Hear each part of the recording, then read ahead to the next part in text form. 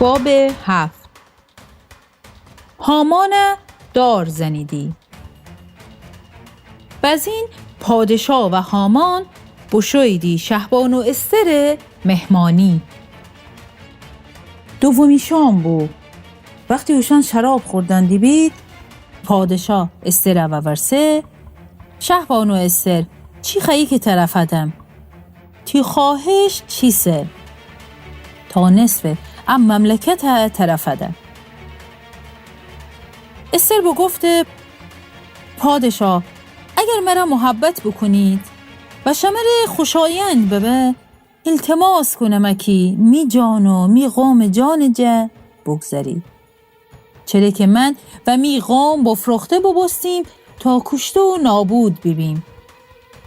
اگر تنها نوکری و کلفتی وسی بفرخته ببستیم می دهنه دوستیم، چون که امی مصیبت پادشاه ضرر ورجه هیچی به حساب نیه.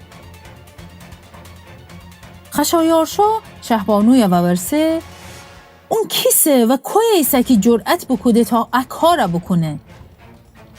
استر گفته امی دشمن و بدخواه هامانی ایسه که امی ورجه ایسه. هو وقت هامان دیل زاله شاه و شهبانو ورجه آب بسته. پادشاه که شراب خوردند بو غیز امره ویریشته و کاخ باغ میان بشو، ولی هامان چون بیده که پادشاه جه اون ره میفنرسه اوی بیسه تا خود جان وسی دست به دامان شهبانو ببه. حتی که پادشاه خود کاخ باغ جواگردست مهمانی تالار میان، ای دفعی هامان بیده که خور توده و تخت رو که استر اون سرلم بده بو. پادشاه خیال بد بکده و گفته ام مرده می کاخ درون حتی می چوم جلو شهبانوی بی احترامی کدن داره.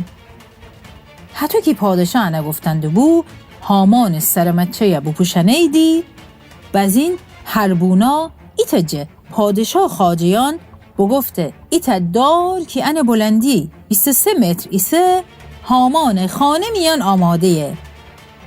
هامان اداره مردخای وسی که خود راپور ده امره پادشاه جان نجات بده بو آماده کده بو.